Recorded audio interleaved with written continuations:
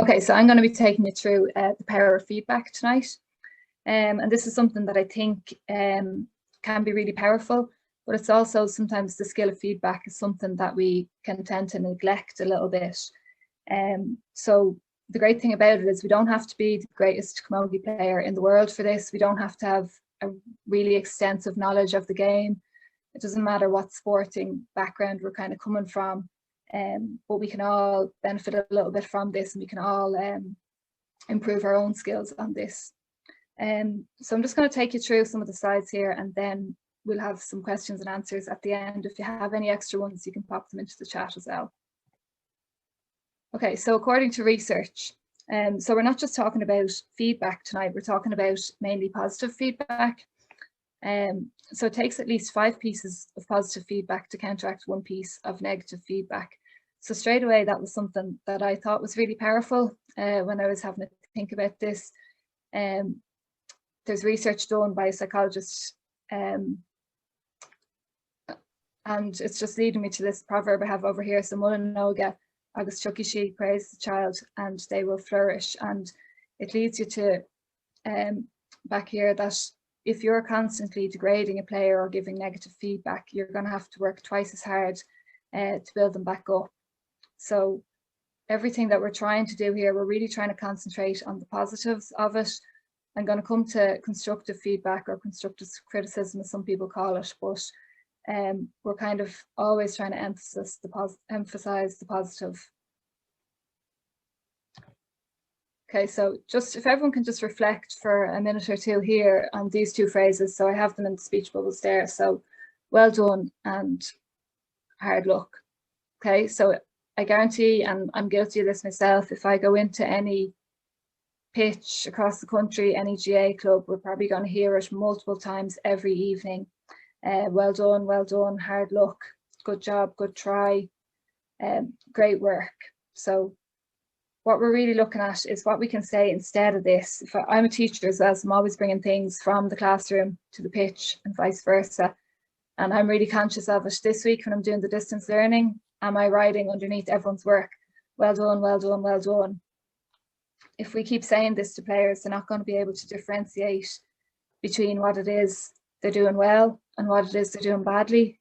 If they're hearing well done, well done, well done all the time, they'll see everything on the same level. And then the danger that we have is when we overuse hard luck, is that we're implying that it's to do with luck. So that in itself is dangerous in terms of sometimes it might be hard luck, but a lot of the time the responsibility is on something that the player could have done or something that they didn't do, something they did do or something they didn't do. So the next slide we're going to look at is, instead of, we're obviously going to use these phrases, but we want to follow them up with specific feedback instead. Okay, so when we're given feedback, we want to be much more specific. So, well done, Amy. I like how you protected your hand when you caught that ball. So, like Molly mentioned earlier as well, we're always trying to use the player's name as much as we can. That we're building positive relationships continuously with the players. So I'm saying, well done, Amy. I like how you protected your hand when you caught that ball. So Amy knows straight away what it is that she's receiving the praise for. So if I just say, well done, Amy, she doesn't know, is what she has done well? Is it that she's caught the ball? Is it that she's jumped with her correct foot up to the ball? Is it that she's burst out after she's caught the ball? So this is really specific. Perhaps this was what we've been working on in training, was protecting your hand. So you're reiterating that and you're praising her for making the effort. So good work, Niamh. You followed through really well when you hit that last ball. So same thing again, you're praising Niamh, but you're praising her for something really specific. Again, it could have been something that you've been working on.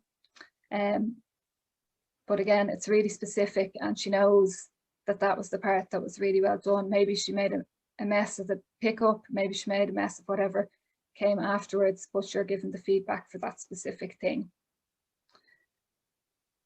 Well done, Molly. You did 5 jab lifts on the run this week. Last week you did 2. Great improvement. So I really like this here, in that you are letting the player know, you're letting Molly know that you've noticed her, that you've been keeping an eye on her, that you're watching how she's developing and how she's developing from week to week.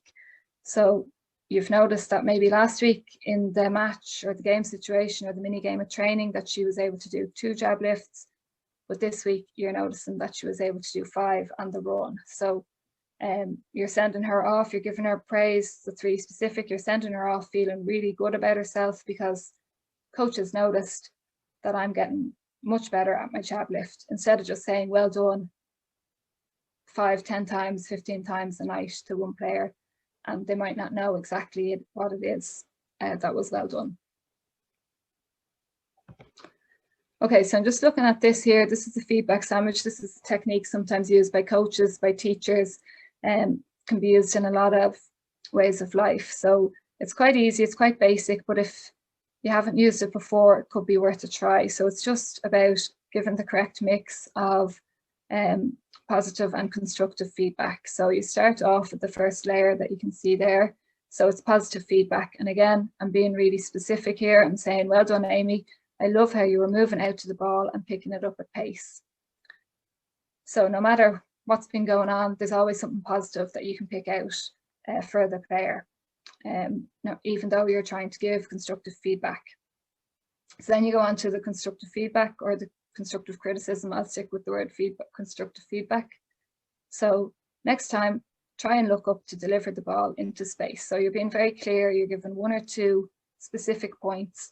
You're not going off in a rant, you're keeping it positive, but yet you're giving the player a really specific message. And then you're just finishing it off with another little bit of positive feedback, slightly more generic this time. You're saying, keep up the good work on your striking. And you're sending Amy off home feeling good about herself, that the coach is keeping an eye out on her, and that you have something to work on, as well as getting the positive feedback. Excuse me. Okay, so we're just going to look at questioning now. Questioning is really, really important, and it's a great tool to use when you're giving feedback or when you're getting feedback from your players as well. And again, these are things that I use in the classroom as well, or you can use in other aspects of life. So the first one here is closed questioning. So closed questioning is where all you can do is you have a yes or a no answer. So did you look up to pass the ball?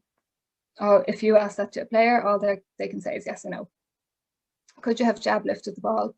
Again, it's a yes or no answer. And did you spot the free player? Yes or no. So it doesn't require much thinking on the player's part.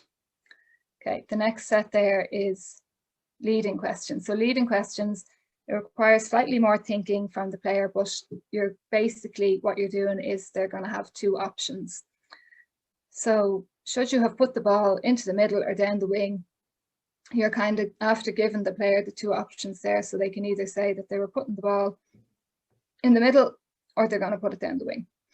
Same thing here, if you had lots of space, would you jab the ball or would you roll the ball? So again, it's the same thing. They have 2 options there that they're going to choose from.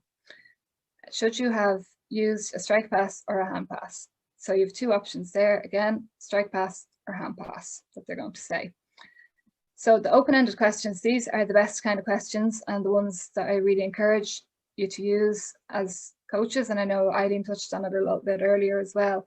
So open-ended questions is when you really want the player taking onus, making decisions. What we're all about as camogie coaches really is creating thinking players. And as a coach, that's what I'm always trying to do, is create a thinking player. So this puts the responsibility on the players, that they're the ones thinking and they're the ones making decisions. So where was the best place to pass the ball? So there may not be a right or wrong answer. There could be lots of options here, but you're making the player themselves justify where they think the best place the ball should go and why. When should you jab lift the ball? Again, you're putting the responsibility on the player. They're making the decision. And same here at the bottom, who was the best person to pass to? So they could have had multiple options. Instead of me coming up and saying, Molly, you should have passed to such and such was free on your right hand side. We're getting the player themselves to come up with that, to see, are they able to make that decision and are they able to justify who was the best person to pass to. Okay, I'm just going on here. This is TED questions. This is another little technique that I really like to use.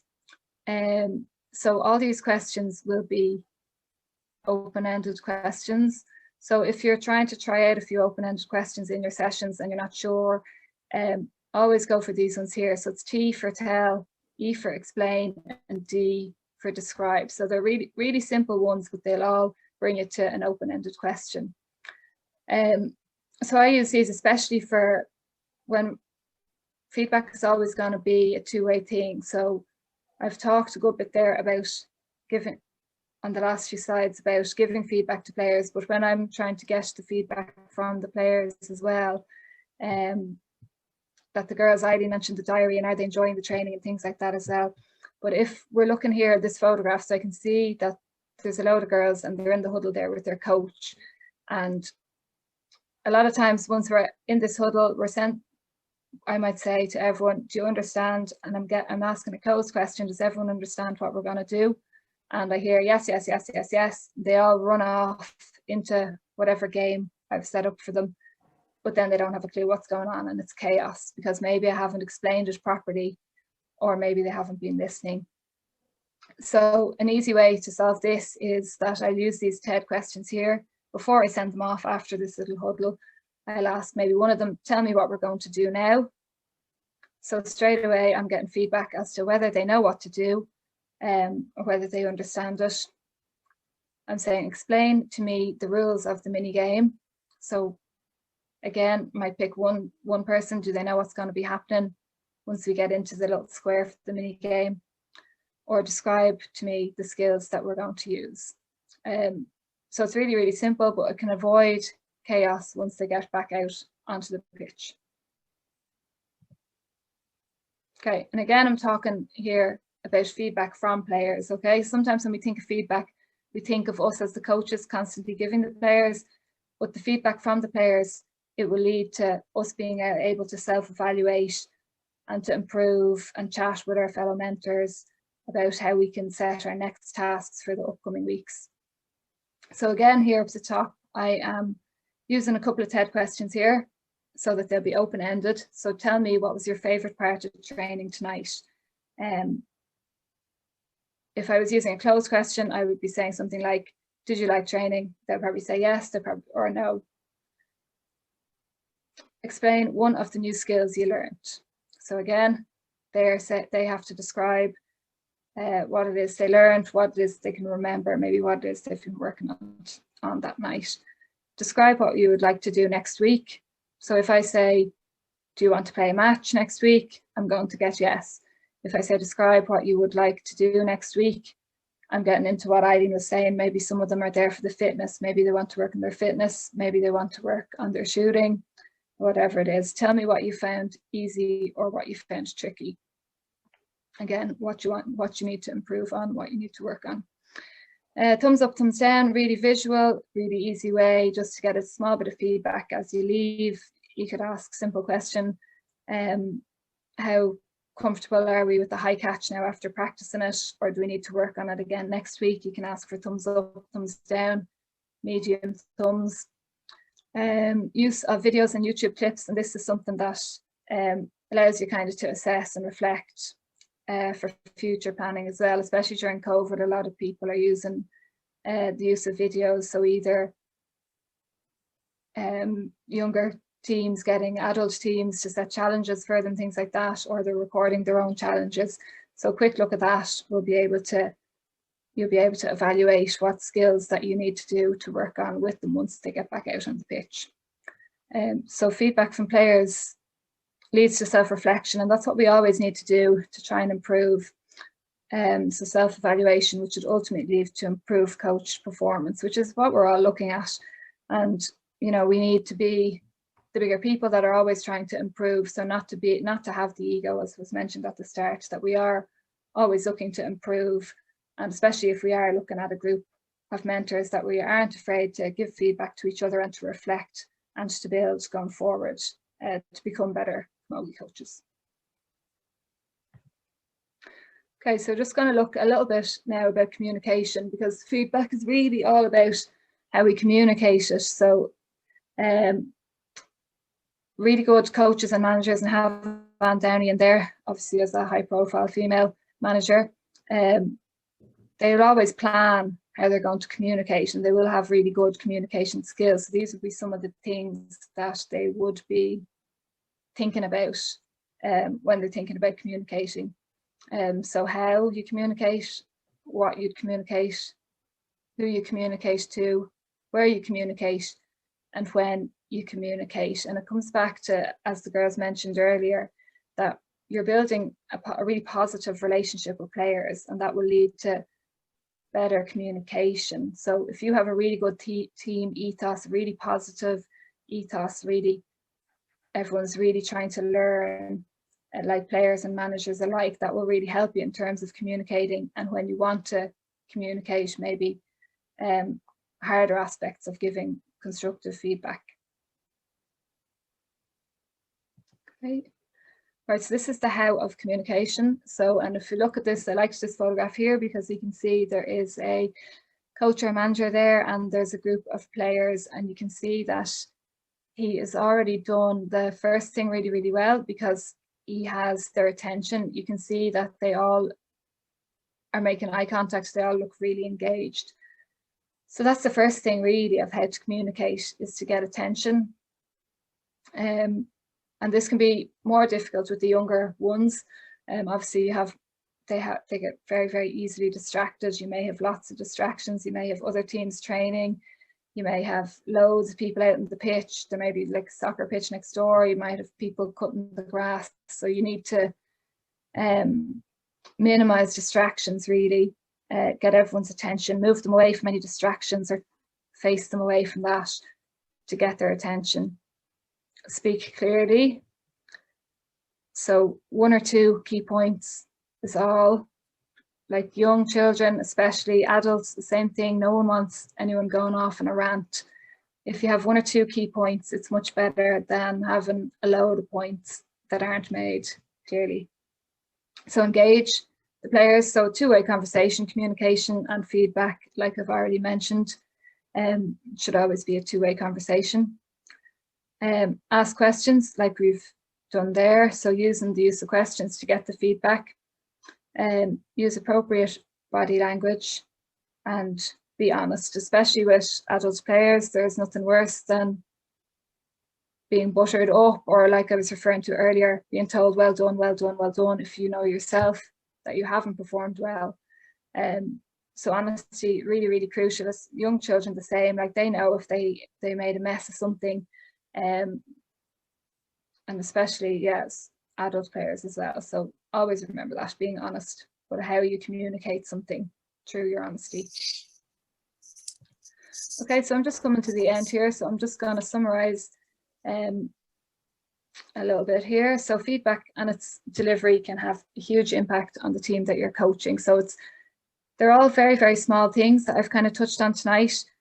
But hopefully if you use a couple of them, they can have a bigger impact on your coaching, and they can improve the mentors around you as well, so that we're always trying to upskill and we're always trying to make ourselves better coaches. So just if you were to take some of the really small things, these are the ones maybe. So make sure you have the proper balance between positive and negative.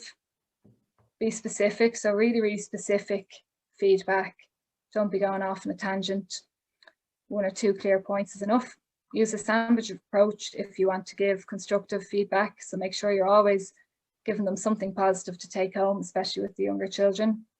Ask lots of questions, especially the open-ended questions that we've talked about, the TED questions, and do have two-way discussions with your players. And once you have a positive relationship built up with your players, that will be much, much easier. So I hope that was of use to you, and I hope you've managed to take something from it.